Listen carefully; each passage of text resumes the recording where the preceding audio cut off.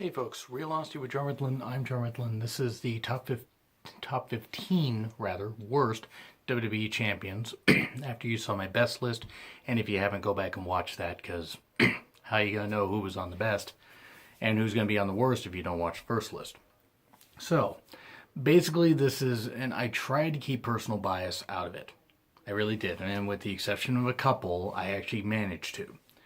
And I'm just going to take a moment to say that if any of you don't like who I have on here, too bad, it's my list, and I'm stating my opinion. There were some that I put on my best list, and I ranked higher than I expected, because I had to lend, or give them credit for the credibility they gave to the championship. I didn't want to rank Hogan as high as I did. He's not number one, by the way. But I ranked Hogan pretty high on my best list. So anyway, a little spoiler, if you haven't seen the best list, go watch that. But now, here's the worst. Number 15, Jeff Hardy, because he had one. Now, I'm not counting the World Championship. I'm not counting the TNA Championship. This is WWE title.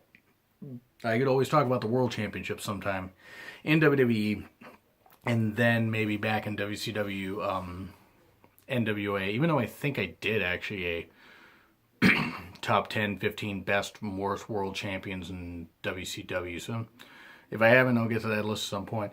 Jeff Hardy's on here because he had one WWE title reign that lasted about a month.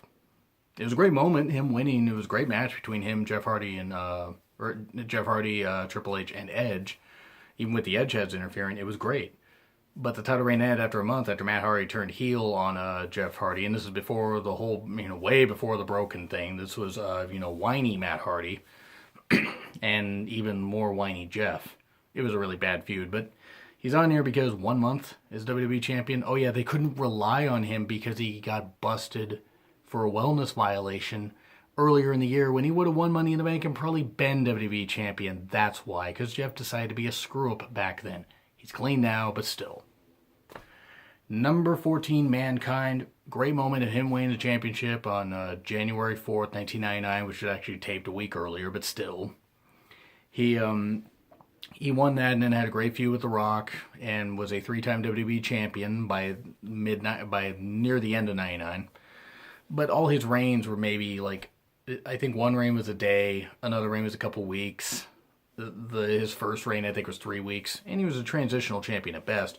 Nothing wrong with that, but it's pretty bad that his one TNA title run, and from Lockdown 09 to Slammiversary 09, I think was longer than both his 3 combined WWE title reigns. That's pretty sad. He's on here just because he didn't hold the title that long, though I'm not discrediting what he gave to the business as far as WWE champion. And number 13, Diesel. You're going to see a couple Click members on here, and a couple people that you might not expect. In fact, a couple buddies of a certain Hunter Hearst Helmsley. But Diesel's on here because even though he was a one-time WWE champion, and had some good matches, it didn't have great matches, but he had some good matches, and then some bad ones, like against Bulldog and then Your House in '95 and Mabel 1995 SummerSlam. That was not good. And he apparently was the lowest drawing WWE champion, and if not in history, then in many years, at least up to that point. And he was just given it too soon, like another guy that's going to be here on the list. Given it way too soon, not brought along brought along too quickly. Diesel should have been better. He could have been a better champion, but yeah, 1995 was a year that a lot of people suffered. Hogan was champion for most of the year, for God's sake, in WCW, and they were suffering, even though they were above water-ish. Yeah, Diesel just couldn't draw as champion. Just couldn't. Crowd turned on him pretty quickly. Right after Mania 11, when Shawn decided to be the showstopper and show up Diesel because he wanted that spot. Can't blame Shawn because he wanted to be the champion. Who wouldn't want to be in that spot? Diesel, though, look, I don't hate Diesel. I don't hate him. At least he didn't tear a quad here. He did tear his quad later. But Diesel wasn't a bad wrestler, especially for a big man, but WWE champion, not good. Number 11, Triple H. I don't care how many WWE title reigns the guy's had. His reign of terror for a number of years, especially when, now granted, he was world champion in 2003, which that doesn't count on here, but that was bad. He had reigns of terror where it's like he would be the champion, then he would and then even when he wasn't, he would be in the main event and this kind of stuff. And Triple H was always the guy, and I'm just going to say he's always the guy that could work with the top guy, but in my opinion was never the top guy he thought he was. I don't care if people are fans of him. That's great. You guys be fans of Triple H. That's awesome. I'm not saying I hate Triple H. But as far as WWE champions, I'm not going to give him credit for being a champion multiple times when I can't think of a ton of great matches he had as champion. Though in 06 he had some. That was actually, he had some against Cena. He wasn't champion then. He had some good ones in 07, but it's like just, I never felt like the WWE title mattered as much when Triple H had it. That's my opinion, just my opinion, I'm sticking to it. Though, again, I don't hate him. Number 10, JBL. I'm keeping the whole thing about him bullying people, except hashtag fire JBL. I'm keeping that out of this, but 2004 Judgment Day? Great American Bash 2004. Judgment Day was when Eddie bled a lot. Great American Bash 2004 to Mania 21 the following year. JBL was champion. He had some good matches. Matches he had against Eddie were pretty good. He had, the ones against Undertaker were okay. The Fatal 4-Way at Armageddon with Booker, Eddie, and Taker was fine. And the following Fatal 4-Way, or not Fatal 4-Way, but the 3-Way that had Angle and Big Show in it at Royal Rumble 05 was fine. But JBL, I mean, it didn't help that the guy was broken down physically and really was never a great wrestler. He was a great heel. It was easy to hate the guy. But just as champion, he shouldn't have been the champion that long. He really shouldn't have been. I will say that his title reign is not as bad as some people say, because there are other ones that are way worse. But, come on. He was not long-term WWE champion material. He should have held the title maybe till Survivor Series, which would have given him about 5-month reign and dropped it. He should have not gone into Mania as champion. That's just my opinion. Number 9, Roman Reigns. I'll tell you why. His first title reign lasted about 5 minutes. His second title reign lasted about 6 weeks. His third title reign lasted just over 2 months. Because, he got busted for a wellness policy violation, whatever the circumstances were. He still got busted for a violation while being WWE champion. That's why they had to take the title off of him and do the switch with Rollins. It's just ridiculous. Reigns, in my opinion, proved that he did not deserve to be WWE champion, and unfortunately, they're going to make him champion by Mania 34. He's going to beat Brock Lesnar and be the Universal Champion, which is a horrible idea, because no one's going to want to watch that match again. But yeah, Reigns is on here because all his title reigns were short, and I mean, nothing really memorable, at least for the right reasons. It was just shit, and I mean, my God. Just Roman Reigns as WWE champion so far has been a failed experiment. Then again, Roman Reigns himself has been a failed experiment because they wouldn't turn him heel when they should have, and now a heel turn isn't going to work. Number 8, Sergeant Slaughter. He was a champion for a couple months, maybe about 2.5 months. Shocking win over Warrior, but he was just given the title to hold it until he faced Hogan in Mania 7. That's what he did, and then he feuded with Hogan for a little bit in 91, and that was it. It was a 2-month reign that, I mean, Slaughter got a lot of heat, but that was it. Just wasn't really memorable. Or at least not memorable for the right reasons. Number 7, Alberto Del Rio, because he cashed in at SummerSlam 2011, on CM Punk, held it till Night of Champions, lost it to Cena, gained it back at Hell in a Cell, and then lost it to CM Punk like a month and a half later at Survivor Series. And was never WWE champion again. He was world champion, but his WWE title reigns, I mean, for the pop he got winning Money in the Bank in Chicago at that pay-per-view, for the pop he got there and the pop he should have gotten when he cashed in, it just wasn't enough to it. They should have given him the title for at least, in my opinion, from SummerSlam to Survivor Series, if they were going to take it off Punk at all, and then he could have lost it to Punk, but not good. And Del Rio is a great wrestler, just WWE title reigns, not good. Number 6, Sheamus. 2 WWE title reigns. He had a world title reign that went on forever. Actually, only 6 months, but it seemed like forever. Sheamus was WWE champion, shockingly, when he beat John Cena TLC in a tables match, TLC 09. Held the title to Elimination Chamber, lost it, faced Triple H, won the WWE Championship a little bit later in the year, held it for a few months, lost it to Randy Orton and Night of Champions 2010, I believe. And that was it.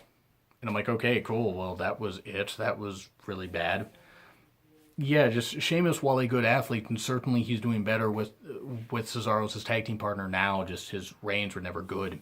They just weren't. And, I mean, for a few months, and he was never treated like the champion he should have been. You know, if you're going to make him the guy, you make that title prestigious. They didn't. Number 5, Sid. I mean, he won the title at Survivor Series 96 against Shawn. That was great. He lost at Royal Rumble 97, so he held it for 2 months. And then Shawn lost a smile. Sid won the title back a little bit later.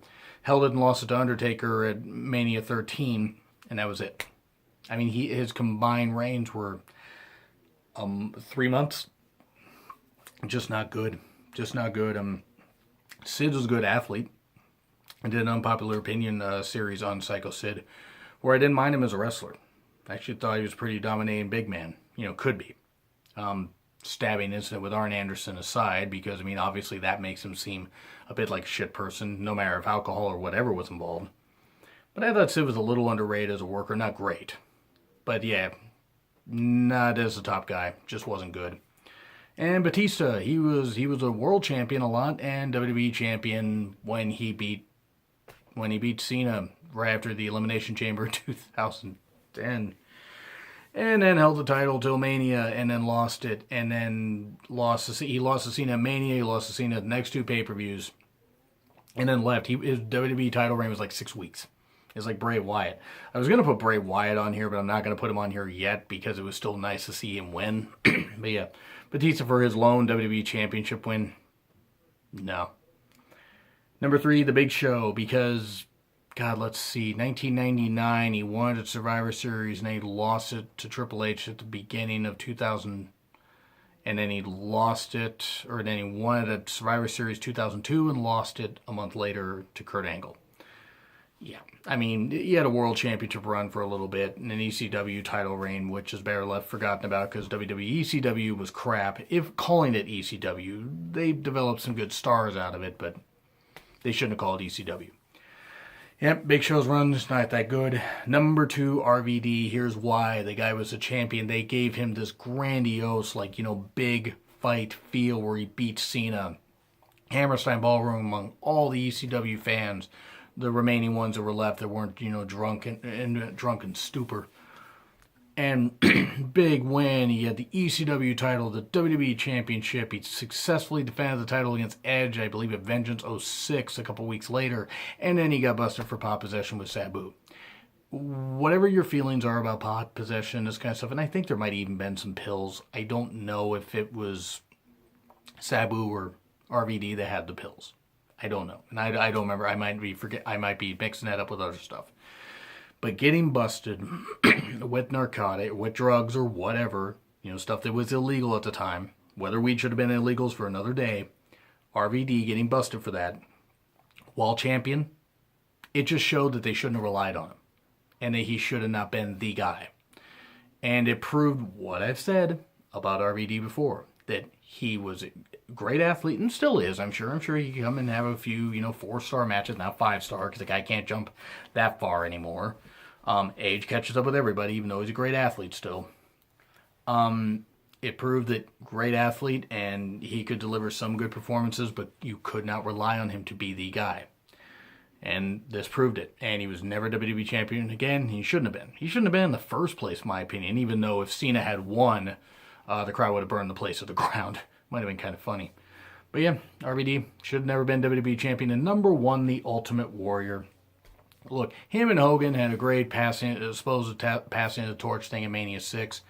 Warrior was a champion. I can't remember one damn good feud the Warrior had as champion. There were less pay-per-views at the time and all that and everything, but Warrior to me, the reason he's worst WWE champion of all time is just his one reign, and he should have had multiple reigns. Had all the stuff with Vince not happened, I think Warrior would have had the championship back sometime in 91.